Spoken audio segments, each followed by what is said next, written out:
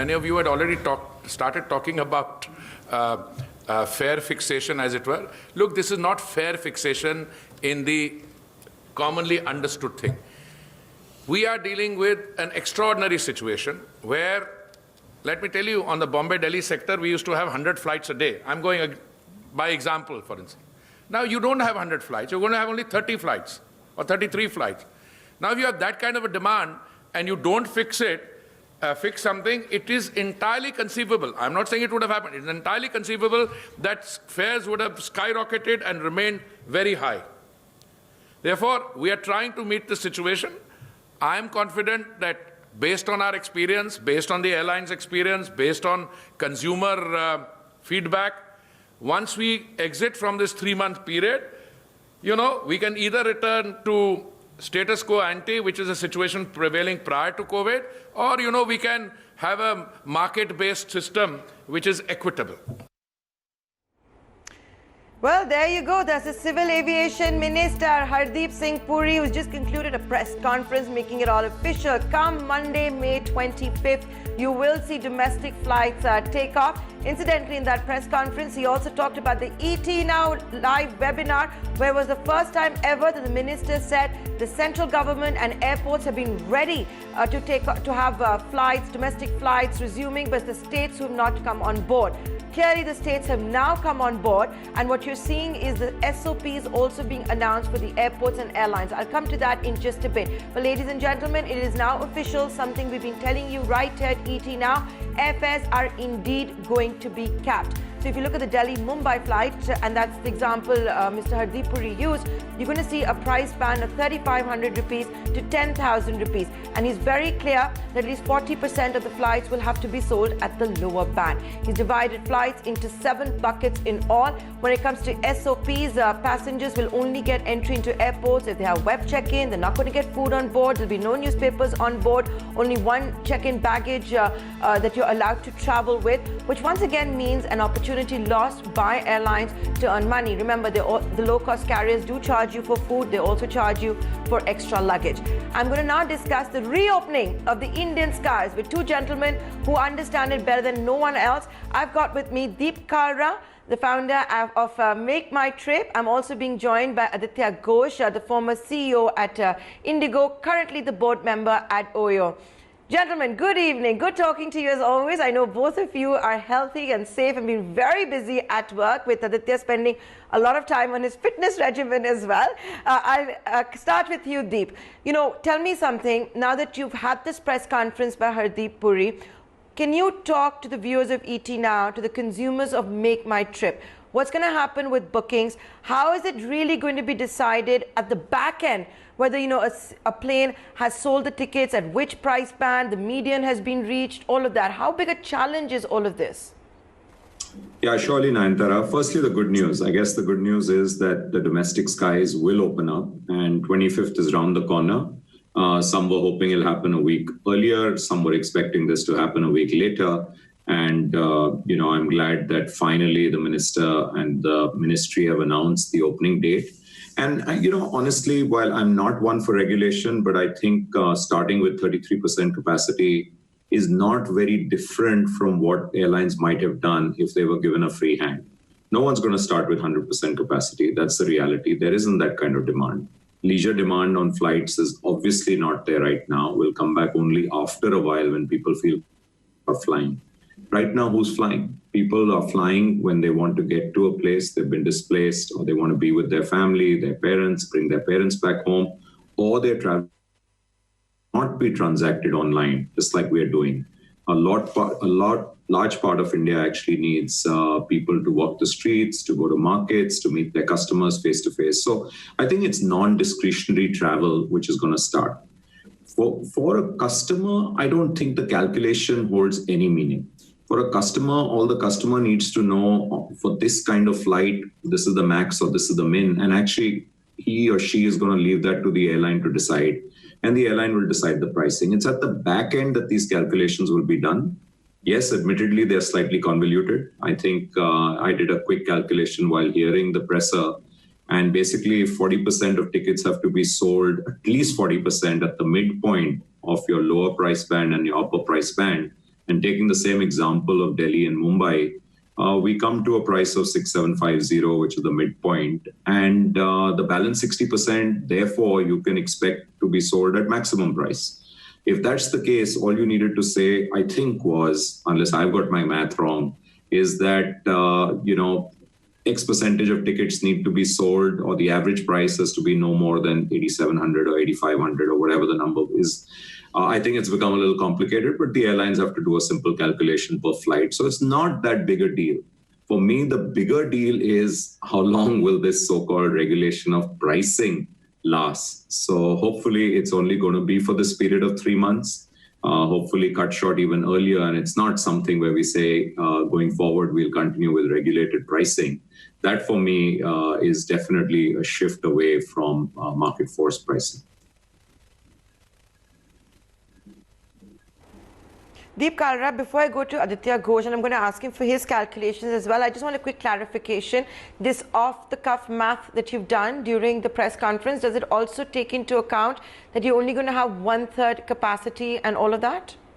Yeah, that's irrespective of that, actually. It's almost per flight. So whether you had 1/3 capacity, 25% or 75%, the average pricing remains the same. And what the government is trying to do is not entirely wrong. They are worried that prices will run away if demand far outstrips the supply on certain sectors, on certain flights. Then what's to stop an airline from charging 20,000 or 30,000, which has happened in free pricing. And Aditya, who's been at the helm of Indigo for so long, will talk to you about it. If at the same time you can give fares which are throwaway fares at 2,000 and 3,000 bucks, then you should be given the flexibility and the latitude to charge what the market can pay. That being said, these are special circumstances, and I think everyone right now is making compromises. So I think we should do anything to get flyers back onto planes, passengers back, and give them the confidence to travel safely. I think that's far more important than anything else right now. If it takes a month or 2 or even 3, so be it. But let's do this well. Let's ensure that the safety is not compromised at any step of the journey, because this is a weakest link principle. The weakest link is where you can compromise safety, and that's the critical one. So that's my main concern as we open up the domestic skies. Absolutely. You can't have a situation where India has been on lockdown for 60 days, people have stayed COVID-free, and then it'll be horrendous and absolutely horrific and a tragedy if someone was to catch coronavirus at the airport or on board. Aditya Ghosh, let me come to you. Deep, Kalra did my job by throwing the ball at your side of the court, talking about free pricing. Obviously the airlines are going to be mighty upset about this. They would have thought that maybe they've been grounded for 60 days and this is their one chance to try and start making money, making some kind of a recovery. What is your initial reaction in the way the government has attempted to cap airfares? Well, I'll pick up from something that Deep said towards the end that, look, these are special circumstances. So not having spoken to any of the airlines, I don't think they'll be mighty upset. I mean, they were probably expecting some kind of regulation. Now, price regulation hasn't happened in India for a long, long period of time. So to that extent, in that pure sense of the word, maybe, we could have done it simpler. But was it unexpected? Probably not. Could it have been done much simpler? I think so, because even traditionally, if you look at the last 10, 15 years, it's only the top 2 or 3% of the buckets or RBDs, as the minister mentioned or the secretary mentioned, are the ones which actually get sold at the highest price. The balance of the 97%, it kind of is at the lower end of the curve. Now, here are some of the other problems that I see. I don't see implementation of this as being too much of a hassle. These things are now all automated, so that wouldn't be a problem. How do you monitor it, which is the first question you asked, Deep? I mean, airlines can easily, file what their fares were, so it's easy to track with web crawlers that are available. So all of that will not be a problem, and I think it's not that the consumer will get charged more than what they were supposed to be charged, because the rap on the knuckles from the ministry would be far more severe. The issue really is that, like Deep pointed out, initially with the loads being, I think, I mean, for the foreseeable future, fairly low, all the 2,000 rupee fares, 1,500 rupees fare, 2,500 rupee fares, they will not be available in the market at all. And if you, I mean, Deep has probably a closer touch on the pulse across airlines, but typically train fare plus 10-15% was a lot of the seats that used to get sold. I mean, when I say air conditioned, 2-tier, 3-tier sort of fares plus 10-15%, a lot of the seats used to be get sold at that point.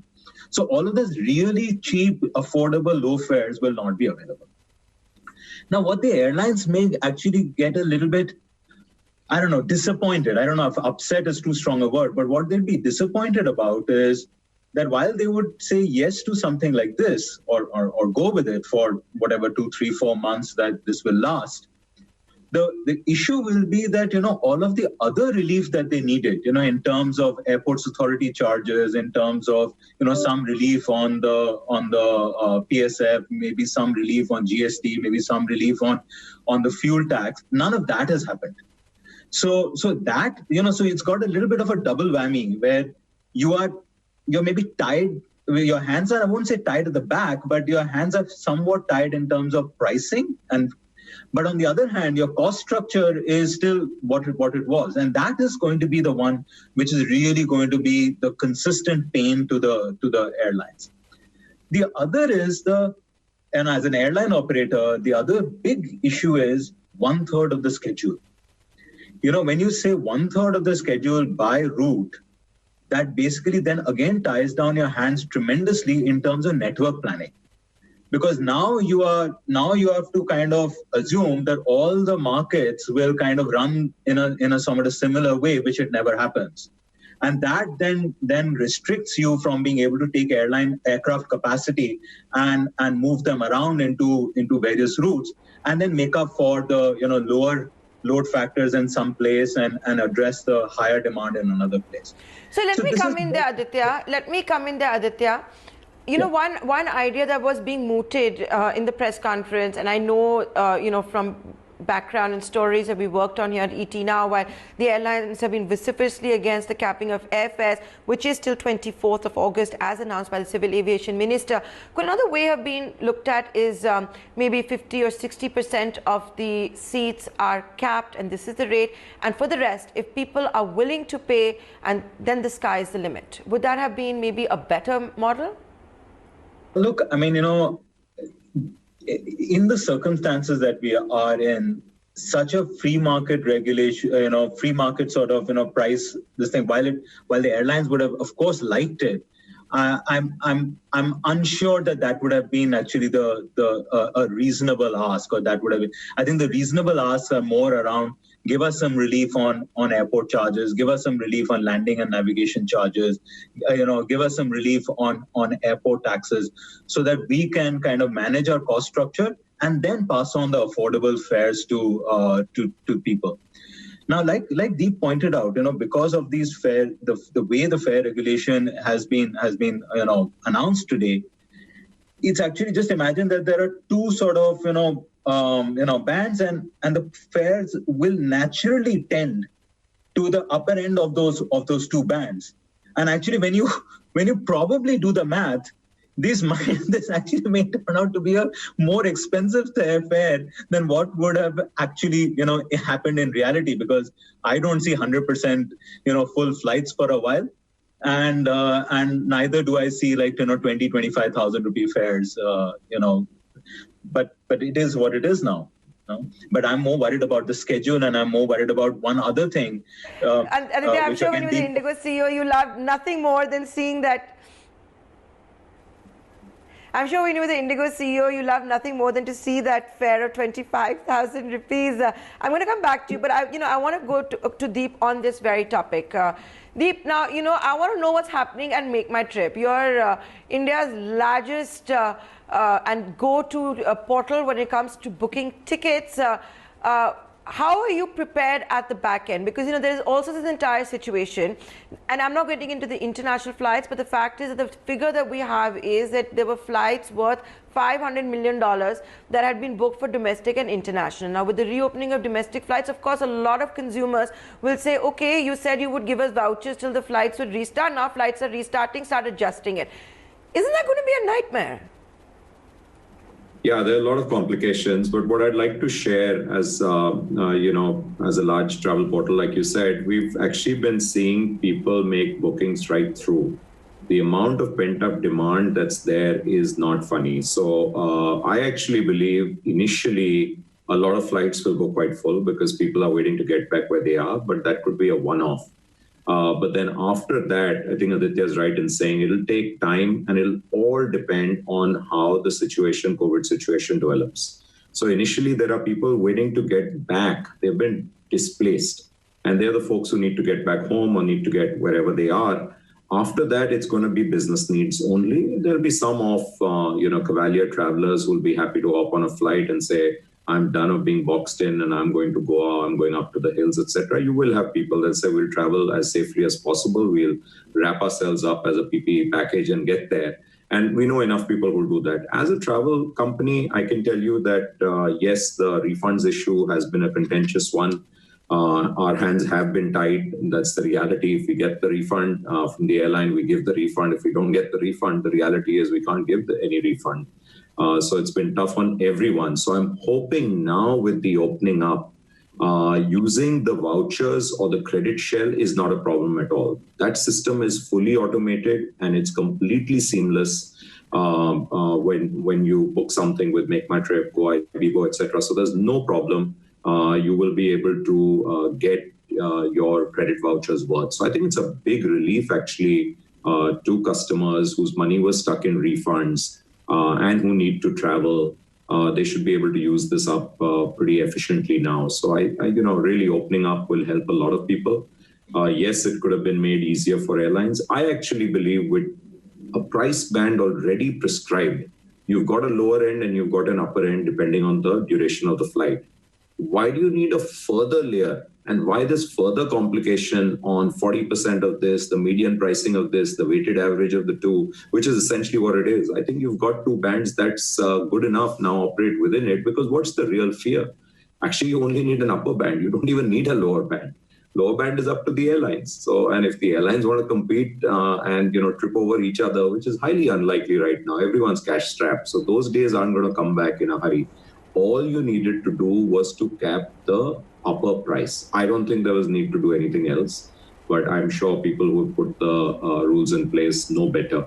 And I'm just hoping that we can get people to fly safely and restore the confidence day on day, week on week.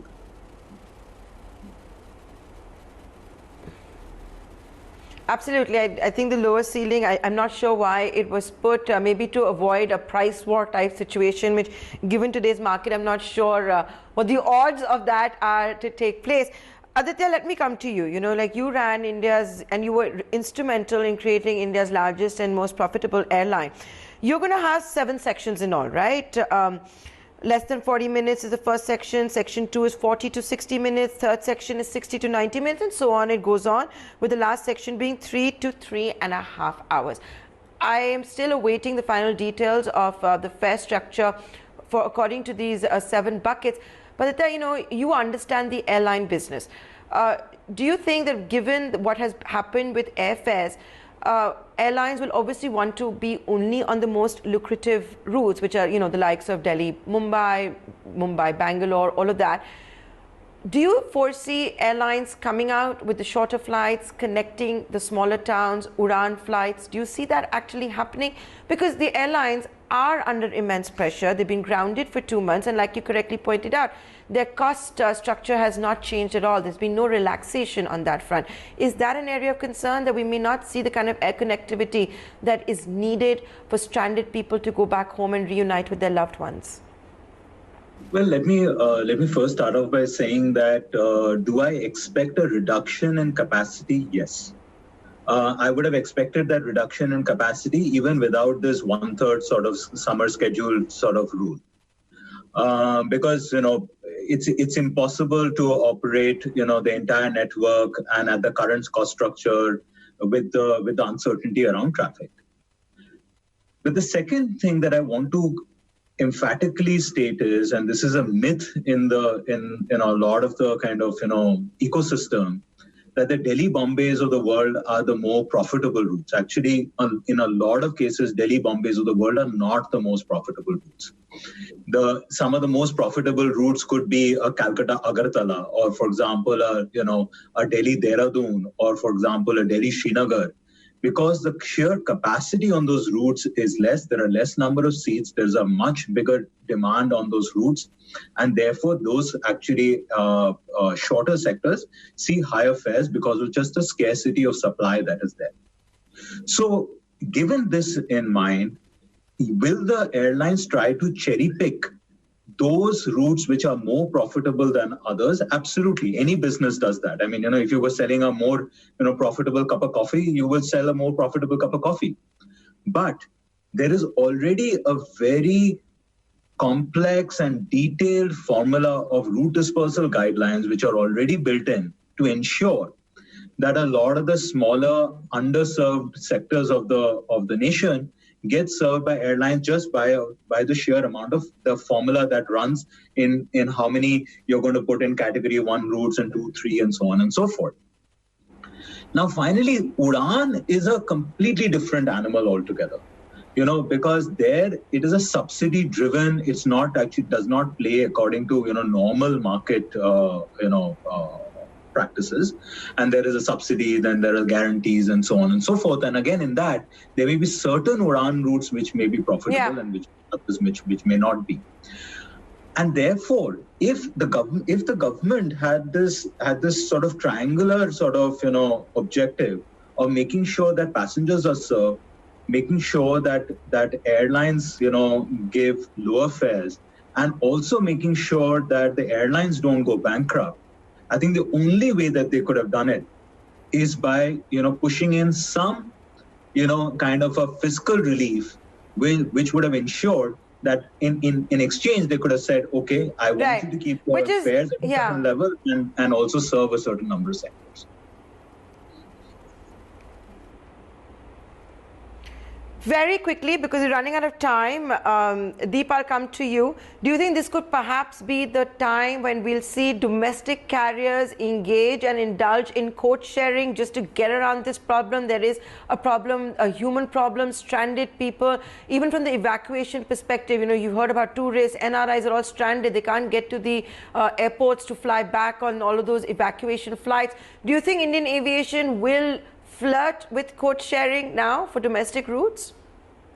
It's possible. I think this is a time where the industry has definitely come together, whether it's airlines, hotels, hospitality, every industry has come together. And I think that's the need of the hour, because the issues facing the industry are common ones. The evacuation flights isn't the right example, because I think it's unfortunate that the private carriers were not given an opportunity to take part there. I think everyone should have got a chance to take part there. I also think ticketing should have been allowed everywhere. So I don't agree at all. And we did, lodge our protest with Air India for that. But anyway, moving on, I think you might find, just like you're seeing travel bubbles between countries, you might have partnerships during this period between two carriers to cater for a seamless journey. So, someone is strong in one part of the country, another carrier is strong in another part of the country. You could be smart about it. And that's a really, I think, keen thought. So you've begun to think like an airline revenue planner, like an airline CEO. I think that might actually happen. So, and it's a good idea. Okay. And what is all of this going to mean for hospitality is a question I really wanted to ask. But unfortunately, my producer is saying I've run out of time. And here's a shameless plug. And Aditya, only because I've got you on this panel, Ritesh Agarwal is going to be on ET Now today. Gentlemen, thank you so much for joining us here. This is a special broadcast dedicated to the reopening of the skies. With that, it's a wrap.